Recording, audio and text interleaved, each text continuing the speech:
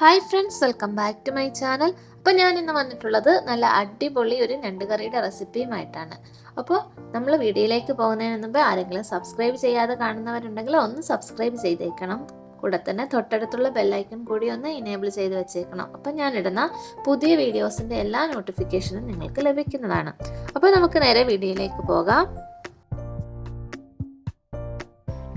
അപ്പം ഞണ്ട് കറിക്ക് വേണ്ടിയിട്ട് ഞാനിവിടെ ഒരു 10 മീഡിയം സൈസിലുള്ള ഞണ്ട് നന്നായിട്ട് കഴുകി വൃത്തിയാക്കി എടുത്ത് വെച്ചിട്ടുണ്ട്. അപ്പം ഞണ്ട് വാങ്ങിക്കുമ്പം ജീവനുള്ള ഞണ്ടിനെ വാങ്ങിക്കാനായിട്ട് ശ്രദ്ധിക്കുക, അതായിരിക്കും ഏറ്റവും നല്ലത്. പിന്നെ മസാലയ്ക്ക് വേണ്ടിയിട്ട് ഞാനിവിടെ 3 വലിയ സവാള എടുത്തിട്ടുണ്ട്. പിന്നെ ഒരു 4 പച്ചമുളക്, 1 സ്പൂൺ ഇഞ്ചി വെളുത്തുള്ളി ചതച്ചത്, പിന്നെ 2 വലിയ തക്കാളി എടുത്തിട്ടുണ്ട്.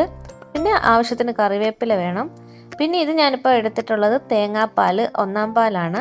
നല്ല കട്ടിയുള്ള തേങ്ങാപ്പാൽ വേണം, അത് ലാസ്റ്റ് ചേർക്കാനാണ്. പിന്നെ വേണ്ടുന്ന മസാലയും പൊടികളും ഒക്കെ എന്താണെന്ന് ഞാൻ വഴിയെ കാണിച്ചു തരാം. അപ്പം ഇത് കറി വെക്കാനായിട്ട് ചുവട് കട്ടിയുള്ള നല്ല വലിപ്പമുള്ള പാത്രം തന്നെ എടുക്കാൻ ശ്രദ്ധിക്കുക. അപ്പം ഞാനിവിടെ ഒരു മൺചട്ടി എടുത്തിട്ടുണ്ട്, അതിലേക്ക് എണ്ണ ഒഴിച്ചു കൊടുത്തിട്ടുണ്ട്. അപ്പോൾ എണ്ണ ഒന്ന് ചൂടായി വരുമ്പോൾ നമുക്കതിലേക്ക് കുറച്ച് ഉലുവ ചേർത്ത് കൊടുക്കാം. ഉലുവ ഒന്ന് പൊട്ടി വരട്ടെ. എന്നിട്ട് നമുക്ക് അരിഞ്ഞു വെച്ചിരിക്കുന്ന സവാള, ഞാൻ വലിയ 3 സവാളയാണ് എടുത്തിട്ടുള്ളത്, അതുകൂടെ ചേർത്ത് കൊടുത്ത് നന്നായിട്ടൊന്ന് വഴറ്റിയെടുക്കാം. ഇപ്പോൾ സവാള നന്നായിട്ട് വഴണ്ട് കിട്ടാനായിട്ട് ഞാൻ കുറച്ച് ഉപ്പ് ചേർത്ത് കൊടുക്കുന്നുണ്ട്. ആദ്യം തന്നെ ഉപ്പ് ചേർത്ത് കൊടുക്കുകയാണ്. ഇനി നമുക്കിത് നന്നായിട്ടൊന്ന് മിക്സ് ചെയ്തെടുക്കാം. ഇപ്പോൾ സവാള ഉപ്പ് ചേർത്ത് വഴറ്റിയെടുക്കുമ്പോൾ പെട്ടെന്നൊന്ന് വാടിക്കിട്ടും. അപ്പം സവാള ഒന്ന് വാടി വരുമ്പോൾ നമുക്കിനി ഇതിലേക്ക് ചതച്ച് വെച്ചിരിക്കുന്ന ഇഞ്ചി വെളുത്തുള്ളി, പിന്നെ പച്ചമുളക്, കറിവേപ്പില എല്ലാം കൂടെ ചേർത്ത് കൊടുത്തിട്ട് ഒന്ന് വഴറ്റിയെടുക്കാം. ഇപ്പം നമ്മുടെ സവാളയും പച്ചമുളകും ഇഞ്ചി വെളുത്തുള്ളി എല്ലാം നന്നായിട്ടൊന്ന് വാടി വരുമ്പോൾ നമുക്കിനി ഇതിലേക്ക് അരിഞ്ഞു വെച്ചിട്ടുള്ള തക്കാളി കൂടെ ചേർത്ത് കൊടുക്കണം.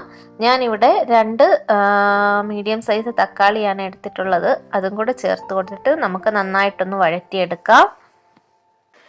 അപ്പം നമ്മുടെ ഞണ്ട് കറി നല്ല സ്വാദോടെ ഇരിക്കാൻ വേണ്ടിയിട്ട് ഈ ചേർത്തിരിക്കുന്ന സവാളയും പച്ചമുളകും തക്കാളിയും എല്ലാം നന്നായിട്ടൊന്ന് വെന്തുടഞ്ഞ് കിട്ടണം. അപ്പോൾ അതിന് വേണ്ടിയിട്ട് കുറേ നേരം നമ്മൾ ഇതുപോലെ വഴറ്റിയെടുക്കണം. അപ്പോൾ ഇനി ഞാൻ കുറച്ച് നേരം ഇത് ഒന്ന് മൂടി വെച്ച് വേവിക്കാൻ പോവാണ്. ഒരു 2-3 മിനിറ്റ് ഇത് ഒന്ന് മൂടി വെച്ച് നമുക്ക് വേവിച്ചെടുക്കാം. ഇപ്പോൾ 2-3 മിനിറ്റ് ആയിട്ടുണ്ട്. ഞാൻ ഇനി ഇതൊന്ന് മൂടി തുറന്ന് നോക്കുവാണ്. അപ്പോൾ ഇത് നന്നായിട്ടൊന്ന് വെന്ത് വന്നിട്ടുണ്ട്. ഇനി നമുക്ക് ഇതിലേക്ക് ആവശ്യമായ മസാലകളൊക്കെ ചേർത്ത് കൊടുക്കാം. അപ്പം നമ്മുടെ മസാലകളെല്ലാം നമുക്ക് ചേർത്ത് കൊടുക്കാം. ആദ്യം ഞാനൊരു 1/2 സ്പൂൺ മഞ്ഞൾപ്പൊടി ചേർത്ത് കൊടുക്കുന്നുണ്ട്.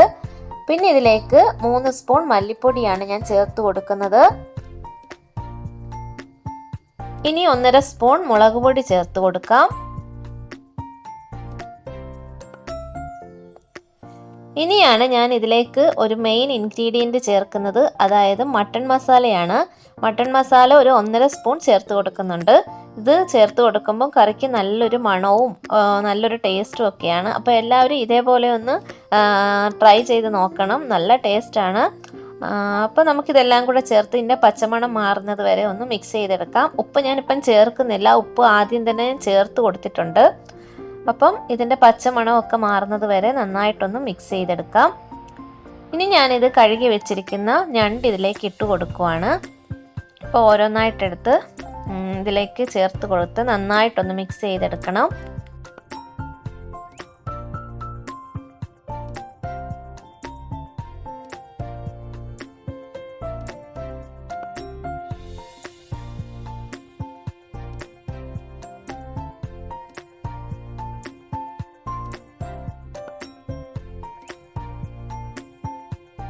ഇപ്പം നമ്മുടെ മസാലയെല്ലാം ഞണ്ടിലേക്ക് നന്നായിട്ട് ചേർത്ത് ഇളക്കി യോജിപ്പിച്ചിട്ടുണ്ട്. ഇനി നമുക്കിത് വേവാൻ ആവശ്യമായിട്ടുള്ള വെള്ളം ചേർത്ത് കൊടുക്കാം. വെള്ളം ഞാനിപ്പോൾ 1 കപ്പ് വെള്ളം ചേർത്ത് കൊടുത്തിട്ടുണ്ട്.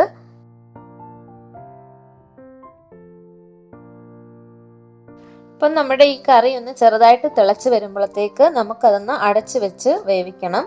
ഒരു 5 മിനിറ്റ് നേരം ഞാനിതൊന്ന് അടച്ച് വെച്ച് വേവിക്കുവാണ്.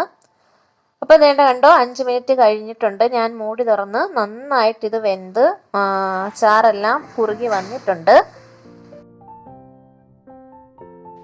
അപ്പം ഞണ്ട് കറി നന്നായിട്ട് തിളച്ച് വെന്ത് ചാറൊക്കെ കുറുകി വന്നിട്ടുണ്ട്.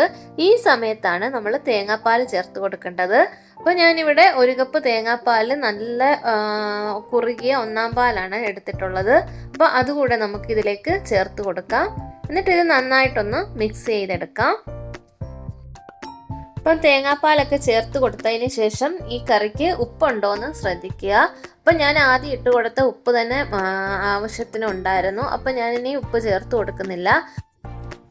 അപ്പം ഇതിലേക്ക് ഞാൻ കുറച്ച് കറിവേപ്പിലയും കൂടി ഇട്ട് കൊടുത്തിട്ട് ഒന്ന് മൂടി വെച്ച് ചൂടാക്കി എടുക്കുകയാണ്. 2 മിനിറ്റ് നേരം നമുക്കിതൊന്ന് മൂടി വെച്ച് ചൂടാക്കി എടുക്കണം. അപ്പം നമ്മുടെ അടിപൊളി ഞണ്ട് കറി ഇവിടെ റെഡിയായി കിട്ടിയിട്ടുണ്ട്. അപ്പം കണ്ടോ, ചാറെല്ലാം നല്ല കുറുകി നല്ല ടേസ്റ്റ് നല്ല മണവും ഒക്കെയാണ്. അപ്പോൾ എല്ലാവരും ഇതേപോലെ ഒന്ന് ട്രൈ ചെയ്ത് നോക്കണം.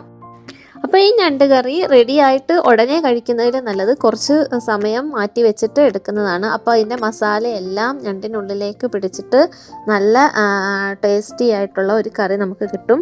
അപ്പോൾ നമുക്ക് ഇത് കണ്ടോ, ഞാൻ കുറേ നേരം ഇങ്ങനെ മൂടി വെച്ചിട്ട് എടുത്തതാണ്. അപ്പോൾ നമ്മുടെ ഞണ്ട് കറിയിലെ എണ്ണയെല്ലാം തെളിഞ്ഞ് നല്ല സൂപ്പറായിട്ട് കിട്ടിയിട്ടുണ്ട്. അപ്പോൾ ഇനി നമുക്ക് സെർവ് ചെയ്യുന്നതിന് മുമ്പ് ഇതിലേക്ക് ആവശ്യത്തിന് മല്ലിയില ചേർക്കാം. അത് ഓപ്ഷണലാണ്. എന്നിട്ട് നമുക്ക് സെർവ് ചെയ്യാം. അപ്പം എല്ലാവർക്കും ഈ വീഡിയോ ഇഷ്ടപ്പെട്ട് കാണുമെന്ന് വിചാരിക്കുന്നു. അപ്പം വീഡിയോ ഇഷ്ടപ്പെട്ടെങ്കിൽ എല്ലാവരും ലൈക്ക് ചെയ്യാനും കമൻറ്റ് ചെയ്യാനും ഷെയർ ചെയ്യാനും ഒക്കെ മറക്കരുത് കേട്ടോ. അപ്പം നമുക്ക് അടുത്ത വീഡിയോയിലൂടെ കാണാം. Thanks for watching.